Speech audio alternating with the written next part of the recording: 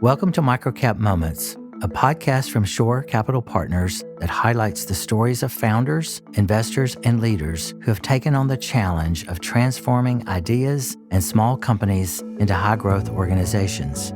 The journey of building and scaling a business takes one down many unexpected pathways. It's a journey where we learn from our mistakes, fall down often, but have the entrepreneurial grit to pick ourselves up and persevere. Within this series, we will share these stories of success and failure, of the challenges and the rewards faced by those who dare to dream big. And through their lessons learned, we hope to inspire others who are on a similar journey of becoming, growing, and leading. In this episode, we will be visiting with Ross Resnick, the founder of Roaming Hunger. What began as a passion project for Ross became a business. His own entrepreneurial journey was inspired by the thousands of small entrepreneurs with food trucks and food carts. And in 2009, Ross took his life savings, about $3,000, and created a website to feature and track these culinary entrepreneurs. His website quickly became the go-to source to find out about this growing movement, but he had to figure out how to turn his passion project into a thriving business. Prior to founding Roaming Hunger, Ross served in marketing at Amped Mobile and Honest Tea, respectively, after finishing his undergraduate degree from the University of Southern California's Marshall School of Business in 2006. Ross also completed his MBA at UCLA's Anderson School of Management.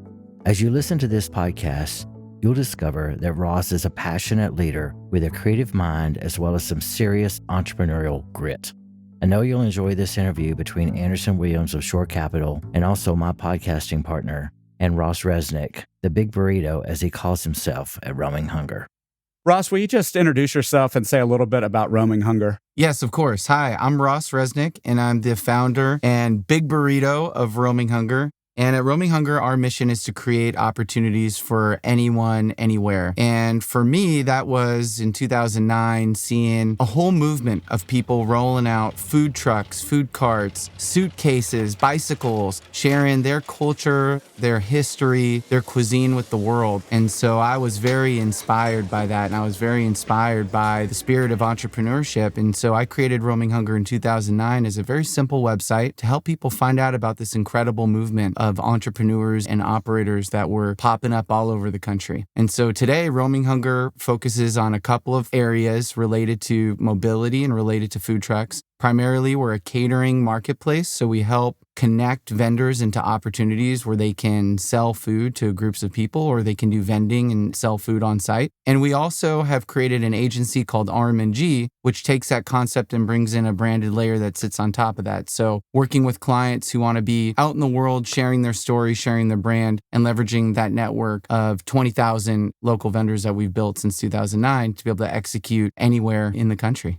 And what was it about those early entrepreneurs, the people you saw and looked around and said, I can do something better here, or I can do something to help these folks? When you go back to that nexus, what was it that you saw as the market opportunity for those businesses, but also for you? It really, for me, was more of a passion project than a business. I always wanted to be an entrepreneur, and I always knew that I was going to start a business, and I wasn't 100% sure what that would be. And I think for me, the hardest thing was, how do you start a business when you need to pay rent? How do you start a business when you need the money to kind of just live your life from your job? And so I wasn't 100% sure how to make that transition. But what I saw was people who were taking the leap, and they were taking their life savings and they were investing it in equipment, food trucks or carts, or even some folks made homemade operations and started rolling them out in the streets. And for me, that was very inspiring in my entrepreneurship journey. So when I saw that, I thought, hey, there should be a voice for these individuals. There should be a place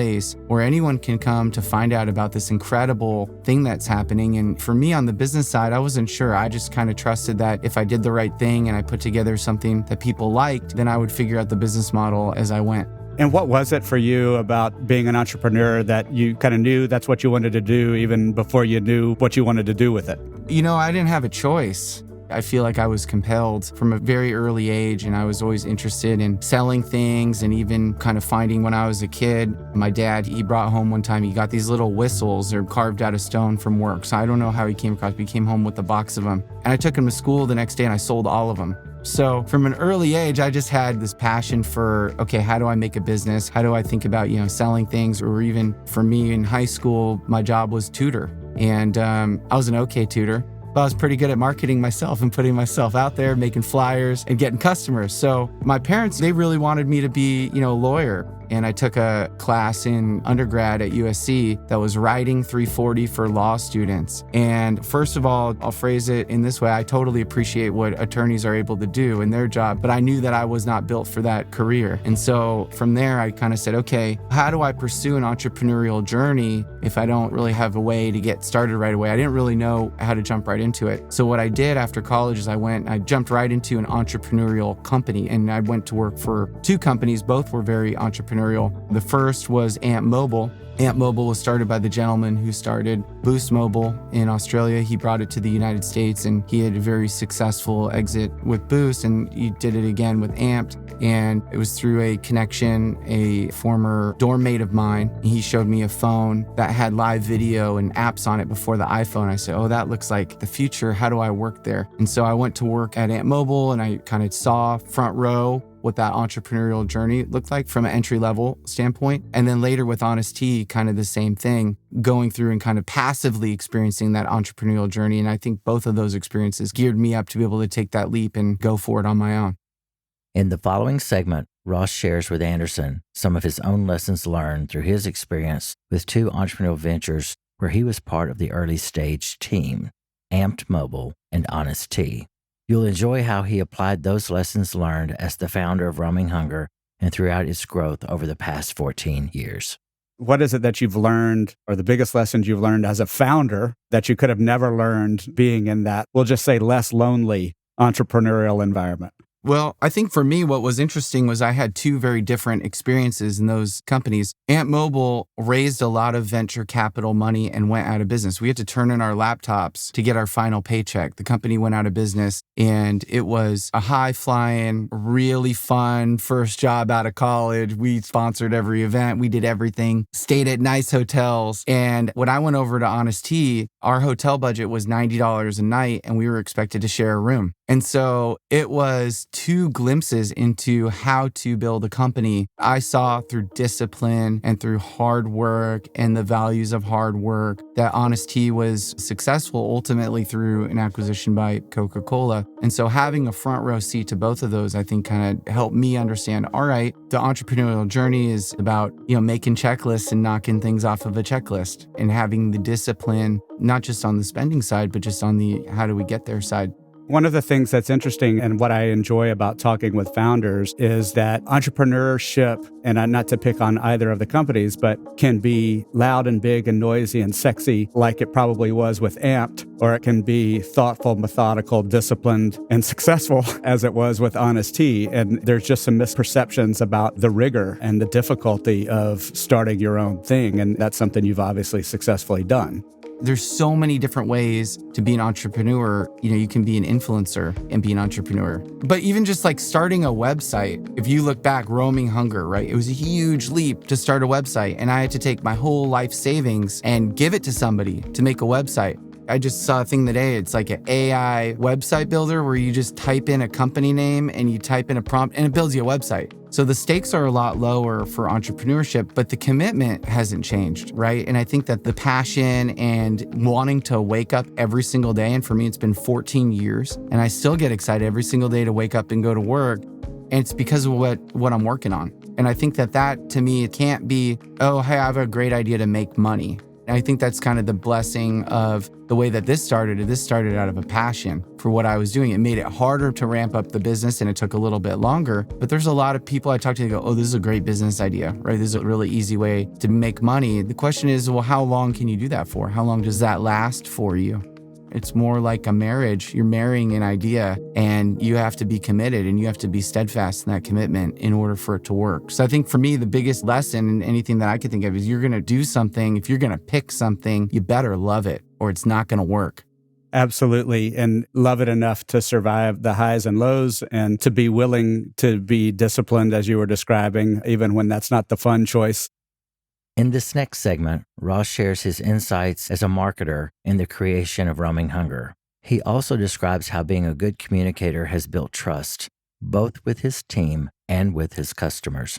I'm curious, Ross, even reading your LinkedIn description and your role as the founder and Big Burrito for Roaming Hunger, and how you described not only the food truck experience, but the kind of culture around being in a food truck and those environments where you're eating from a food truck and the people around you. I wanted to go do that from reading your LinkedIn page. I'm curious where your marketing voice and how you think about your marketing voice meeting your founder voice, and how you think about the connection between your skill as a communicator and a marketer and your ability to build this business. Great question. I think to me that they're one and the same. I mean, my job is mostly communication. And I look at what I do on a daily basis as an operator as we got a boat. People are either going to get in the boat or they're not going to get in the boat. And they're either going to row with you or they're going to row against you. And the more people you can get in the boat rowing in the same direction, everything's going to be a lot better. And so to me, the best way to get everybody, number one, to sign up to get in the boat and then to row in the same direction is 100% communication. And there has to be trust. And trust comes from communication. Trust comes from conversations and authenticity and connection and making sure that people, they have to want to be in the boat. You can't make somebody want to be in the boat. You can't make somebody want to row. You have to help them find out if this is the right boat for them to be in and if they should be rowing or not. And you got to listen.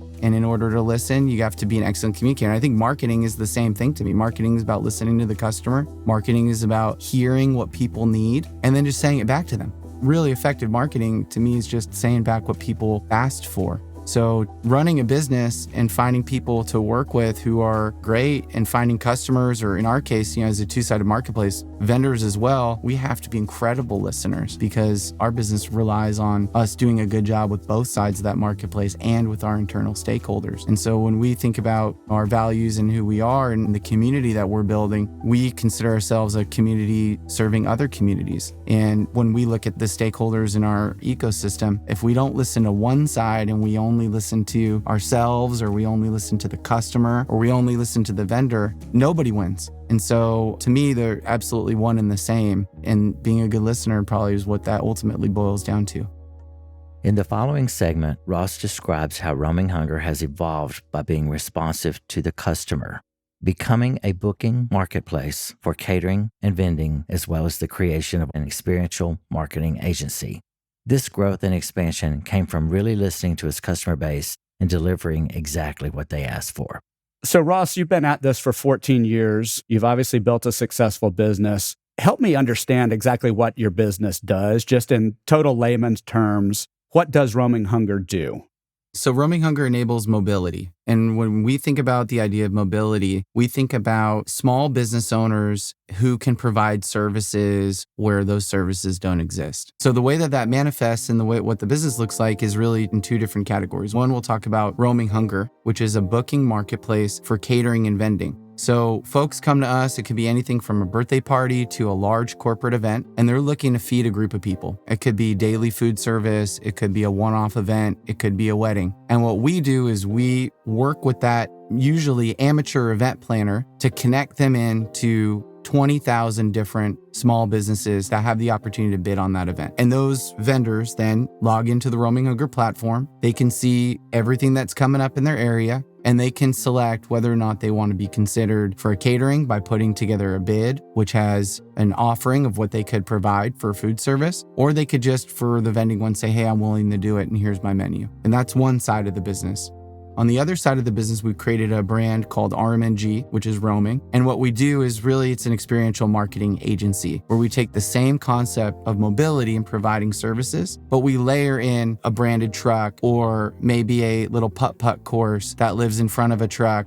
Or even it could be a standalone experience where people could walk through. But the core idea of mobility is the same. And what we think about at Roaming Hunger overall is how do we provide these types of services depending on what the customer wants? And a lot of this came from going back to just putting up the Roaming Hunger website. People would write in and say, hey, I have this event. Can you feed everybody here? And we say, oh yeah, we can do that. We have relationships with the vendors. And from day one, our mission has been to support them. So if that's what customers wanted, we knew that would be best for the vendors. So we built the whole booking working marketplace because we knew that solved the vendor's number one problem, which is, I got this food truck, now where do I go? On day one, you did everything you got to do to start a restaurant, but then the question remains, okay, where do I take it? Where do I go? And then additionally, we received messages in that said, hey, I kind of want to do a catering, but actually I want to brand the whole truck on the outside. And so we did is we said, okay, we can do that too. And my background was in marketing and events. So we knew we could take that format and then apply a layer of branding on it, around it, and bring the experience somewhere. And all of that kind of sits under that same umbrella of mobility and getting into what I would say hard to reach places.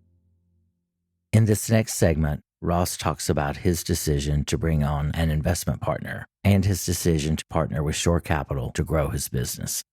And you've built this for 14 years. And I'm curious, after that time and after the obvious success, what made you consider taking on an investment partner as you looked at your business, as you looked at opportunities in the market, as you looked at the ability to impact the market? What were your thoughts as you considered taking on investment partners? I always knew that this could be much bigger than where we got it to. And after 14 years of just grinding, I see today that we're just getting started. And so for me, finding a partner who could help us pursuing that higher vision and mission was something that I really wanted one day. And, kind of serendipitously came and we met Shore. And my primary focus is, how do I achieve more with the business and how do we realize the best and highest vision of what this business could be? And for me, that was the consideration that opened the door to say, okay, I think that private equity, well, specifically, I think that Shore could be a good fit for what we're doing. And maybe add a little to that distinction there, Ross, because I think a lot of people hear private equity and have bias or a negative sense to even hearing those words. As a founder and as a small business and a small business that supports small businesses, that seems out of sync with most of our notions of private equity. Can you talk about that sort of specifically that you mentioned of it wasn't just private equity, it was finding Shore? Yeah, my feeling when meeting Jeff and Richard and Justin and the Shore team was that they cared about what we were doing and they wanted to invest in us and invest in our mission and saw with us what this could be and what this could look like. And I know there's a lot of different flavors of private equity, but when meeting with Shore, I knew that how they succeed is by growing companies a lot. And that's what I wanted to do too. So to me, that was a pretty natural fit, that they're growth investors and they have discipline and experience around doing that. And that's what I desire for Roaming Hunger, for me, for our people, for our vendors, for all of us, is just how do we just make this bigger and better for everyone who's involved, for all the communities who are involved. And what were, as the founder, as the person who's put 14 years of work into this and the big burrito, as you considered investment, what were your fears? What were hesitations that you had to work through during the process of defining a partnership with Shore? I think in any kind of new business relationship, trust needs to be built from the ground up. And for me, the biggest question that you have as an operator is this going to be the best for the business? And is this partnership going to be the best for the business? And what I felt and what I continue to feel is that the folks at Shore are exactly who they said they would be throughout the way. There was never a time that we shied away from having a difficult conversation or an upfront and honest conversation. And to me, that spirit of transparency and that value of open, going back to communication, having communication and being real about what's going on, that was true from the first introductory phone call all the way to right this moment. So the idea that somebody wanted to support, that Shore wanted to support our mission to really help this group of small business owners. And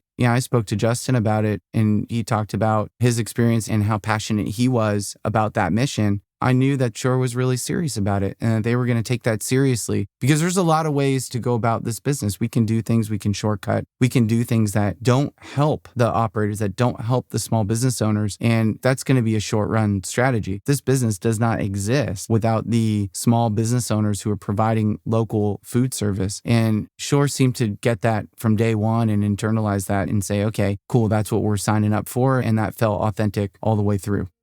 Ross is still in the early phase of his partnership with Shore Capital, but there are already important changes and lessons learned helping Roaming Hunger to grow. Let's listen as he and Anderson discuss where he is in his partnership journey and some of his early insights. Will you just describe a little bit about where you are in that partnership journey so if anybody listens has a little bit of context about where that's gone since you made the decision to partner with Shore? Yeah, absolutely. We're kind of rounding the corner on our 100 days and have been talking for a lot longer than that and working together for a lot longer than that. But since we completed the partnership, we're about 100 days in. And what have been the things you expected, things you were surprised by? Any insights on that 100-day post-partnership after this being sort of a solo venture for all this time? That's bound to be quite a bit of change. Yeah, absolutely. We're blessed that we have a wonderful team and we have folks who are, they not just built the business, but they invented the business models. They've been a part of this from the earliest days. And so for me,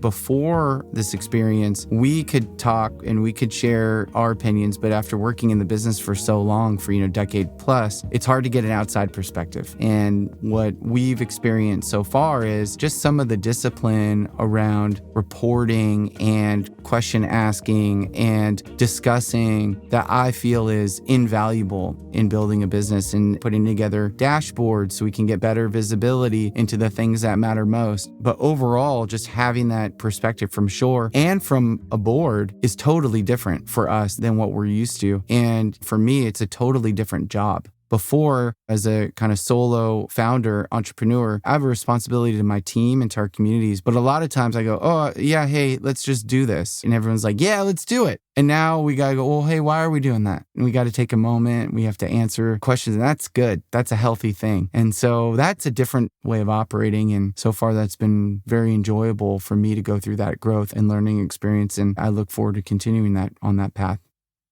In this final segment, Ross shares his advice to early-stage founders who are considering bringing on a financial partner to help grow their business. He also shares how he approached this decision with his team.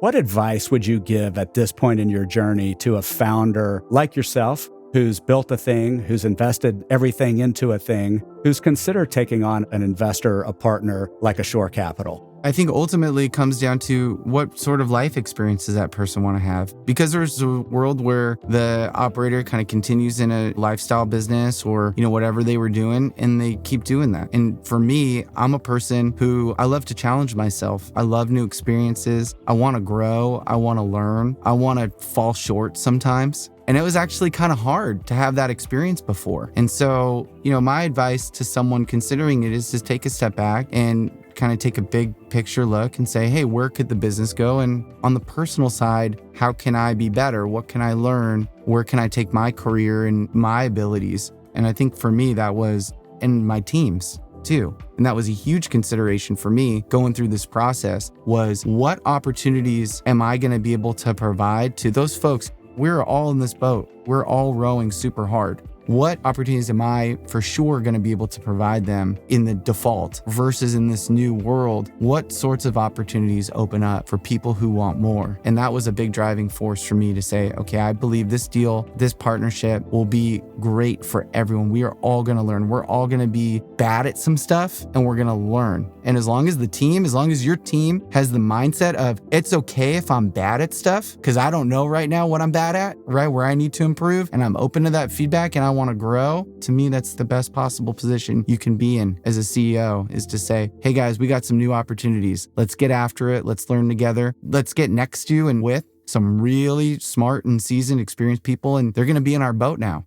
And you bring up, it's a really important point that I know so many of our founders, and really most founders, are thinking about their team and the impact of this kind of decision. It's not just about you as the founder. And so can you say a little bit about any of the concerns your team had or excitement your team had, either way, but what were their thoughts, concerns, questions that you needed to answer before you made this decision? Yeah, I think change is always hard, right? Change management is difficult. And what it comes down to me is I didn't profess that I had all the answers or that, I didn't say, oh, everything is going to be perfect. Everything is going to be great. I just described to them what I felt like what was going to happen next is we'd have access to more resources and we were going to attempt to change the trajectory of the company with some folks that had experience doing so. And in that, we'd get access to more resources and we'd have super smart and talented people who'd be working with us. And so to me, being honest and saying, hey, look, what kind of experience should we have as a team? We want to do this for another 14 years in the same way, or do we want to, push the button, right? What happens? Find the big red button and push it, right? Push it, man. Let's see what happens. And you believe and you say, well, hey, let's take this leap of faith together. And that's true, I think, on the partnership side and on Shore side there is some leap of faith that you do have to take that, hey, I'm getting into something that is going to be different and it's going to be okay. And it's going to be better than okay. Because you don't know. When you're in it before, you don't know. So as you look out a longer time horizon, if I said you and I were having a conversation 5 years from now and looking back, we were talking about what a successful partnership it had been. What are the key things that need to happen in that hindsight for you to feel like this was absolutely what I hoped it would be? For me, it's about opportunity creation and expansion. And I think that's for everyone who's involved. I mean, number one, we want to build a hell of a business and hell of a platform. And we want to do it in the best possible way. We want to be best in class. When we look back, we should say, hey, we did it and we did it right. But we also did it right for everyone who's involved. We've empowered our vendors. We've enabled them not just to enhance their businesses, but we've enabled thousands of new entrepreneurs to come in and to participate in something because we've built such a great platform where all they got to do is take the leap, and we can support them. If they have the desire and they want to participate, we can support their business as well. And for our team, that we've created wonderful opportunities for our team, the team that's in place today, to learn, to succeed, to expand, to become better in every way, and to make sure that we're able to better service our customers as well. And if we look at all of those communities, we look at our internal community, our vendor community, and our customer community, and we look back and say, hey, we did really well by all three, then I believe then we will have done a great job looking back.